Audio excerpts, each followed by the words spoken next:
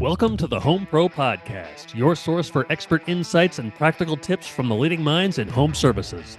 Get ready to conquer your local market with your host and founder of Big Fish Local, Seth Evans. Seth Evans here. I'm the host of Home Pro Podcast, where we explore the strategies that top home service professionals use to become the big fish in their local pond. Join us for insights and strategies that drive growth and success. This episode is brought to you by Big Fish Local, your trusted partner in navigating the digital landscape. Our dedicated team specializes in creating impactful digital marketing strategies tailored to your business needs. From optimizing your website for search engines to enhancing your presence on social media, we are here to help you thrive in your local market. Discover the potential of your business with Big Fish Local's comprehensive marketing solutions. For more on how we can boost your online visibility and drive growth, visit bigfishlocal.org. That's bigfishlocal.org. I have Chad here from Rise 25, who has done thousands of interviews with successful entrepreneurs and CEOs, and we have flipped the script, and today he will be interviewing me. Chad, welcome to the show. Hey, Seth, thanks so much. Great to be here. How are you? I'm doing fantastic. Thanks, Chad. Hey, I know this is one of your first episodes, maybe your first podcast episode that you've done. Let's learn a little bit more about you, if you don't mind. You mentioned Great. Big Fish Local. What inspired you to found it in 2015? Yeah, great question, Chad. So back in 2015, I was serving as a youth pastor, and my wife was a teacher. At that time, she was a substitute teacher looking for a full-time position as an art teacher. And I had been doing freelance web design for about 10 years at that point, more of a hobby than a job, really. But after talking with my wife, we decided that, hey, this skill that you have, this would be a great time to take it to the public and start a business around that and see what happens. And perhaps that would provide our family some flexibility of location and hours of work and all of those kinds of things. And it would also be something that I really love doing, while at the same time still allowing me to pursue my passion of ministry and helping others in a different kind of way. Sure, And yeah. so that's how we started the business. And it just really took off after that. Within the first year, we had grown quite a bit and had gone from just a website design agency to a full-scale marketing agency. And the story continues over the years from that point. Yeah, that is awesome. What made you decide to, help out home service professionals? So home service professionals, I have found, are really vital to the community. Everybody needs home services at some point. At some point in your life, you're going to have a clogged drain. You're going to need a new roof. You're going to need some other service like that. And what really inspired me to work with the best home services providers out there are some fantastic businesses that really do good work. They offer fantastic guarantees. They do really just offer amazing customer service. They really care about their customers, but they have trouble getting the word out about who they are and what they do. And way too often, what ends up happening is your average homeowner who's looking for services might end up working with someone who's providing less than stellar quality, either in their workmanship or in their customer service, or they're getting price gouged or some other problem. You hear it all the time from your friends and family when they've had work done around the home. And so what I wanted to do was to work with the best of the best to really help them grow to become that big fish so that they could have as big of a positive impact as possible in their community. And at the same time, of course, they're going to experience growth and rewards from doing that good work. So I wanted to be a part of that. Yeah, great. So how did you you mentioned that you'd been doing web design for like 10 years prior to starting Big Fish Local. How did you learn that? Honestly, it was all self-taught, but I got my first computer in third grade before internet was even a thing.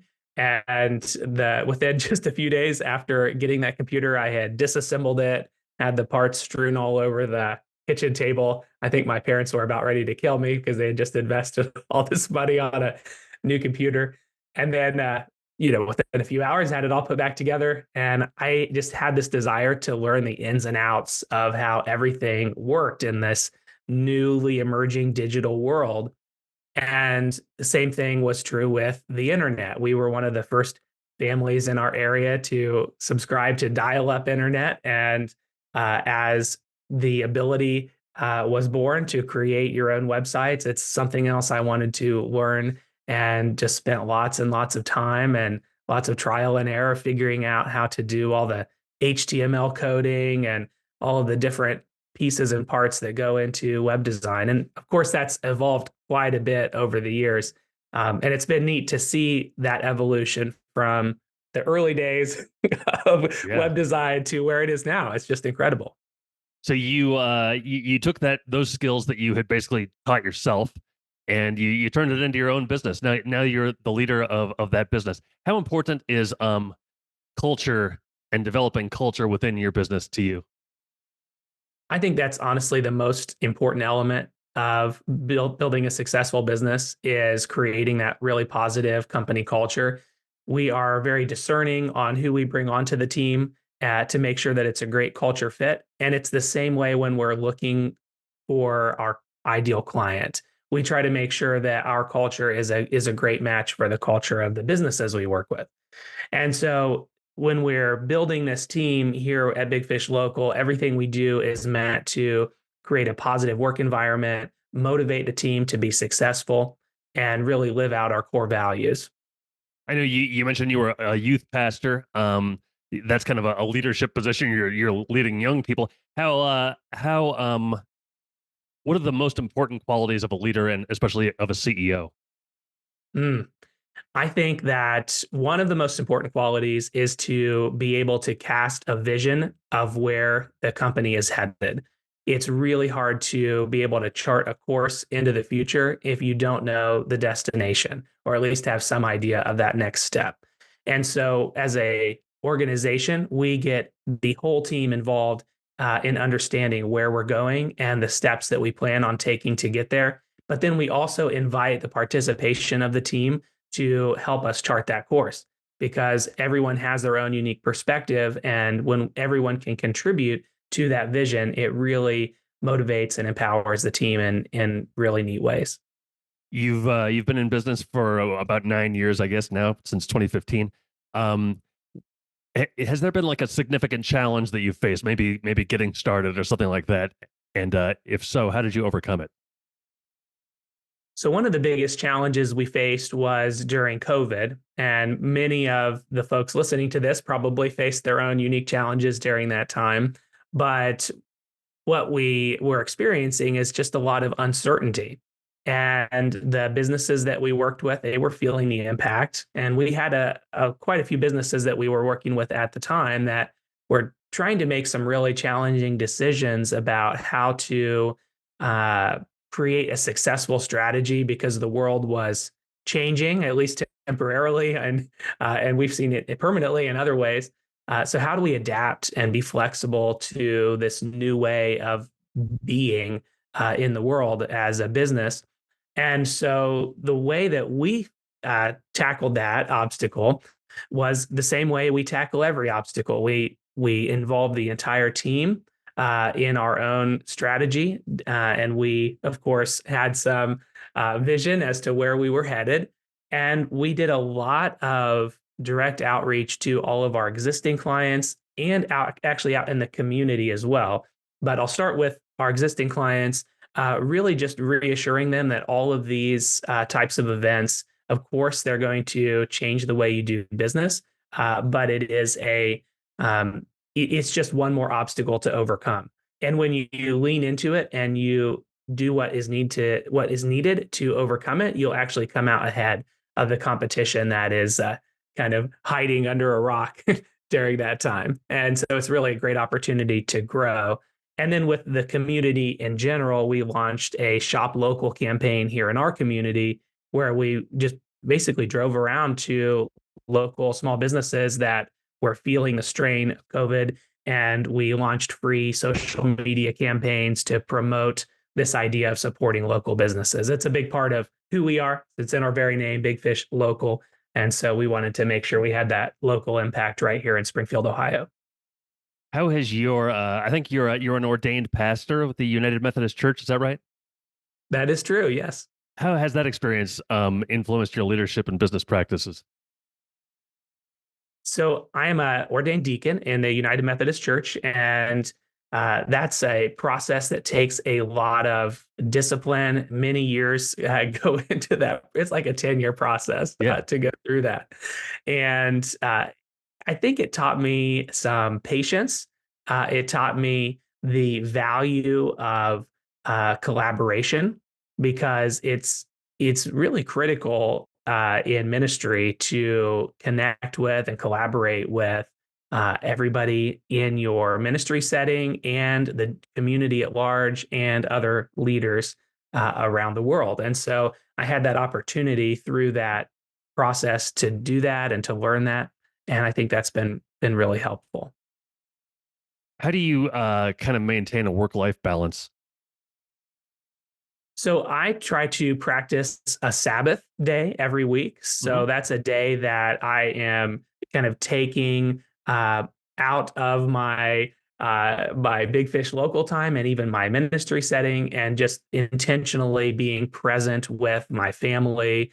I have a wife and twin daughters, and of course, it's critical that we spend time together and grow as a family, and um, that's really important. And also just to take some time to rest, I think is really valuable. And I would recommend that for anybody, whether you do it as a faith practice or just a personal discipline. I think it's really important to set aside that time for family. You mentioned that you got your whole team involved during COVID when you were trying to figure out how to get through it. How do you kind of balance communication between team members, vendors, and clients, people like that? So there are a few different ways we do that. Of course, we use the traditional methods like email and phone calls. But one thing that we've learned over the years of running this business is that it's really important to document any conversations that take place. And so we use a few different tools to do that. One software tool that we use is ClickUp, and it's a great task management tool, but it's also a great place to share notes between the whole team. So whenever we interact with a client, regardless of the communication method, we document that in our ClickUp board to make sure that there's a flow of all conversations. And that way, clients don't feel like they're repeating themselves over and over again when they're talking with different team members. Plus, it gives us a great context whenever we have another conversation with a client. We can see the whole history of everything that we've discussed in the past. I saw that you have a love of reading. How does that help you as a leader? And what are there any books that you have kind of adopted as your favorite for finding leadership advice? Yeah. Well, I do absolutely love to read. I try to read at least one book a week. Sometimes I'll make it to two or three, just depending on the length of the book and how much reading time I have. I seem to spend a lot of time reading audiobooks lately, just because I am in the car a decent amount of time or traveling. Although nothing beats a nice book where you can smell the pages too. They both have their place. But I think some of the books that I found to be particularly helpful, um, when I was in my own startup phase, a book that I really enjoyed was The Pumpkin Plan by Mike Michalowicz. I think that's a fantastic book to get your entrepreneurial brain engaged. And then another book that I have really enjoyed when it comes to the sales cycle is The Ultimate Sales Machine. So those would be two that I'd recommend. I could go on for an hour, but I'll leave you just with those two for now. Sounds good. One more question before we get into your podcast. You, I noticed you would have John Wesley as your ideal dinner guest, and Yoda is a character you rely on for wisdom. What's your favorite quote from Yoda? Oh man, that's a really tough one. That's a really tough one. Actually, let me hold off on that one just for a second, and I'll just mention John Wesley, Okay. and then maybe I'll have thought of my favorite Yoda quote after that. So, John Wesley is the founder of the Methodist Church, but what was really interesting about John Wesley is that he traveled by horseback all throughout America, basically just doing what it took to build new leaders to lead this emerging Methodist church. And he really had an entrepreneurial spirit in that sense. He was um, kind of kind of bucking the system a little bit of the Church of England and doing his own thing, but really making a positive impact. And now here in the United States, the Methodist Church has become one of the biggest denominations. It truly is a big fish, you might say, in the pond of the faith community. And so I think that's really, I just think that was really inspiring, for me. And so back to Yoda, I would say my quote would probably be, "Do or do not, there is no try." And the reason I like that quote is I think that, of course, we should always be trying, but if you're focusing on the trying, then you're not focusing on the goal. Whereas when you're doing, you might fail. In the midst of the doing, you may fail, but you still had the goal in mind. You were still aiming for the fulfillment of that dream or the pursuit of that goal. And so you can fail over and over again and eventually achieve it. But if you're always just trying, you'll never reach your destination. Very nice. Very nice. So speaking of doing, you're starting this new podcast. What made you decide to start it? Well, I listen to a lot of audiobooks, as I mentioned, but I also listen to a lot of podcasts.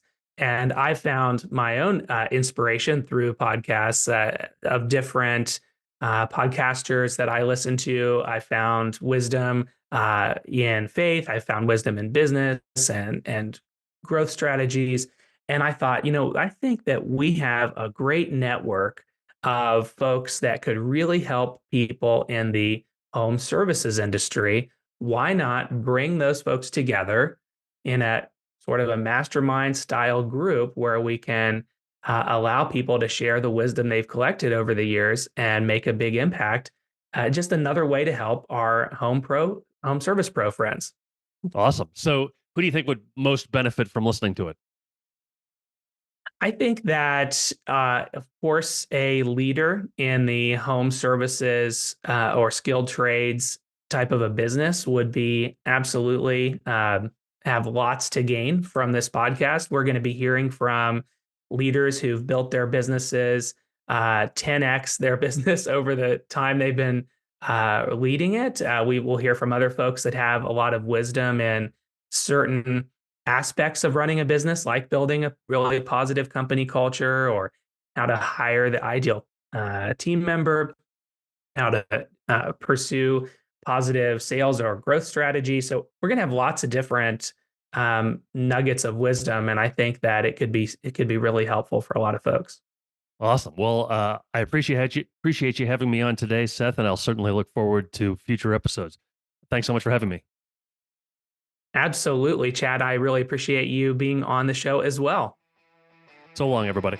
Thanks for listening to the Home Pro Podcast. Be sure to click subscribe to be notified of future episodes. We'll see you again next time.